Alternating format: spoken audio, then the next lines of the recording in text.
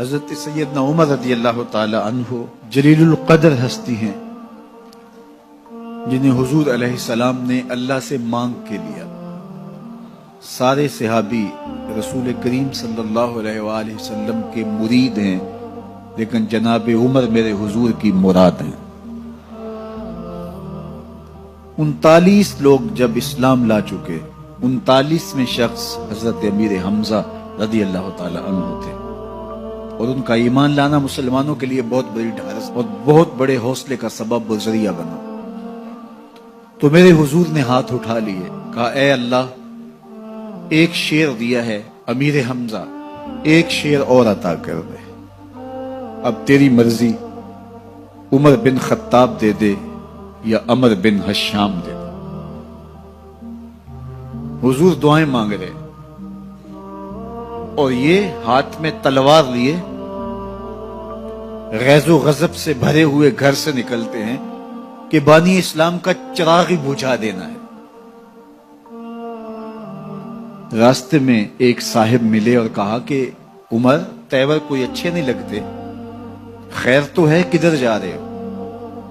کہا چراغ اسلام بجھانے جا رہا ہوں، یہ روز کا مسئلہ ختم ہونے لگا ہے میرے ہاتھوں۔ مسکرا کے بولے گھر کی خبر تو لو۔ کہا میرے گھر کو کیا ہوا؟ کہا تمہاری بہن فاطمہ بھی نوکر بن گئی ہے رسول اللہ صلی اللہ علیہ وسلم۔ غصے سے بھرے ہوئے اپنی بہن کے گھر کا رخ کرتے ہیں، اندر سے قرآن پڑھنے کی آواز آ رہی، غصہ اور بڑھ جاتا ہے، دروازے کو زور زور سے کھٹکھٹاتے ہیں۔ اہل خانہ سمجھ گئے ماجرا کیا ہے، گرجدار آواز ہے جناب عمر کی، دروازہ کھولو۔ جلدی سے معلم کو چھپا دیا اور بہن آگے بڑھ کے دروازہ کھولا۔ کہا تم سابی ہو گئے ہو، دین چھوڑ دیا تم نے، بتوں کی وفا ترک کر دی اور بے تحاشا مارنا شروع کیا۔ بہن کا سر پھٹ جاتا ہے، خون بہنے لگتا ہے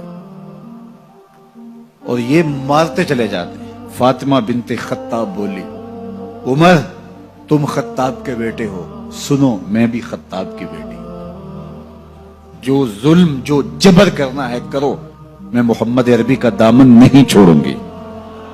سوچنے پہ مجبور ہو جاتے ہیں وہ کون سی طاقت ہے جس نے بجلیاں بھر دی اس کے اندر۔ کہا جو تم پڑھ رہے تھے مجھے بھی سنا سکتے ہو؟ کہا تمہیں غسل کرنا ہوگا۔ عمر اپنے بدن کو دھو رہے ہیں، میرا رب دل دھو رہا ہے۔ اتنے میں معلم بھی قرآن لے کر آ جاتے ہیں اور قرآن کی تلاوت ہونے لگتی ہے۔ طٰہٰ ما انزلنا علیک القرآن لتشقیٰ، 14ویں رات کے محبوب چاند، ہم نے قرآن اس لیے نازل تو نہیں کیا تھا کہ تم مشقت میں پڑ جاؤ۔ بے تاب ہو گئے، کہا عمر کی عمر برباد ہو گئی، مجھے لے چلو حضور کی چوکھٹ پہ۔ تلوار حمائل کی ہے، بہنوئی ساتھ ہیں، اور حضور کی بارگاہ میں حاضر ہو رہے ہیں۔ دروازے کے سوراخوں سے دیکھا تو صحابہ تشویش کا اظہار کرنے لگے کہ عمر آ رہا ہے، تلوار حمائل کی ہے، ارادے اچھے نہیں لگتے۔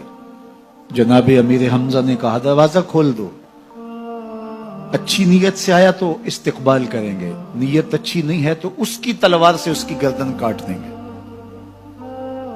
حضور کے سامنے جا کے بیٹھ گئے، گلے میں کپڑا ڈالا تو حضور نے پکڑ کے کہا عمر ابھی وقت نہیں آیا کہ تم اسلام لے آؤ؟ یہی وقت تھا عمر کے اسلام لانے کا۔ لبوں پہ کلمہ جاری ہو گیا، اللہ اکبر کی صدا اس زور سے گونجی کہ مکے کی گلیاں گونجنے لگی۔ اسلام لانے کے بعد حضور سے پوچھتے ہیں حضور کیا ہم حق پر نہیں ہیں؟ فرمایا ہم حق پر ہیں۔ اللہ کا دین سچا نہیں ہے؟ کہا اللہ کا دین سچا ہے۔ آپ اللہ کے سچے نبی نہیں ہیں؟ فرمایا میں اللہ کا سچا نبی ہوں۔ تو کہا پھر ہم چھپ کے عبادت کیوں کریں؟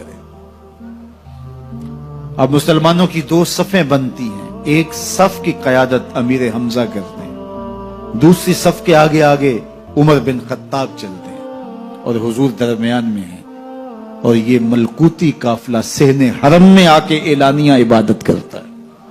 حضرت عبداللہ ابن مسعود رضی اللہ تعالیٰ عنہ فرماتے ہیں عمر کا اسلام لانا اسلام کے لیے عزت کا سبب بنا، اسلام کے وقار کی علامت بن گیا۔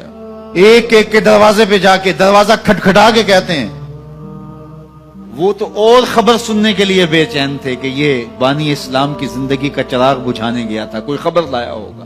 وہ کہتے ہیں آؤ عمر کدھر آئے ہو؟ کہا تمہیں بتانے آیا ہوں، کمزوروں سے پنجہ آزمائی کرتے رہے ہو، آؤ میرے سے بات کرو، میں محمد عربی کا نوکر بن گیا ہوں۔ اللہ اکبر۔ میرے حضور نے فرمایا جب اچھے لوگوں کا ذکر کرو تو میرے عمر کا ذکر بھی کیا کرو۔ میرے عمر کی زبان پر حق بولتا ہے، سچ بولتا ہے۔ ان الشیطان یفر من ظل عمر، عمر کے سائے کو دیکھ کے شیطان بھاگتا ہے۔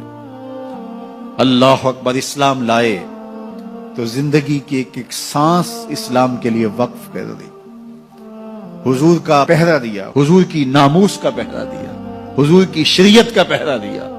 اسلامی فتوحات پھیلی تو پھیلتی ہی چلی گئیں، کبھی مصر فتح ہو رہا ہے، کبھی ایران فتح ہو رہا ہے، آرمینیا تک مسلمانوں کی افواج پہنچتی ہیں۔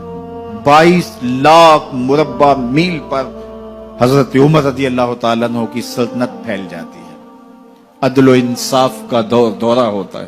زمانے نے دیکھا کہ غیر مسلم بھی عدالت میں کھڑا ہے تو اسے خوف نہیں ہوتا تھا کہ میرے سے ناانصافی ہوگی، اس لیے کہ حکومت